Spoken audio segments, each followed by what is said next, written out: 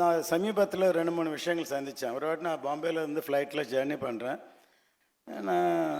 நீங்கள் என்ன வேறுனா cinema producer என்ன படம் பண்ணியிருக்கீங்க சார்? அதுதான் நான் இந்தியன் படம் பண்ணேன் சார். நான் தியேட்டரில் 25 வாட்டி பார்த்தேன் சார். என் வாழ்க்கை 1500 சம்பளத்தோடு ஆரம்பித்தேன். இன்றைக்கி 5 லட்சம் சம்பாதிக்கிறேன். அந்த படத்தால் நான் ஒரு நிமிஷம் இது வரைக்கும் லஞ்சம் வாங்கலை சார் அப்படின்னு சொல்லி அந்த படத்தை எவ்வளோ இன்ஸ்பிரேஷன் கொடுக்குதான்ட்டு.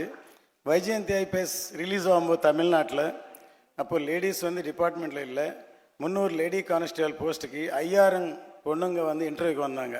ஸோ அவ்வளோ இன்ஸ்பிரேஷன் வந்து படத்தை கொடுத்துருக்கு.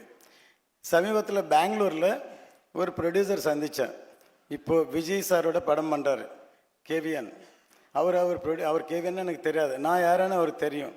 ஆனால் அவர் என்னோட பாடல்கள் எல்லாமே அவர் ரசிகர். அவர் மொபைலில் எல்லாமே நான் சாங்ஸ் எழுதியிருக்கேன்னு அவருக்கு தெரியாது.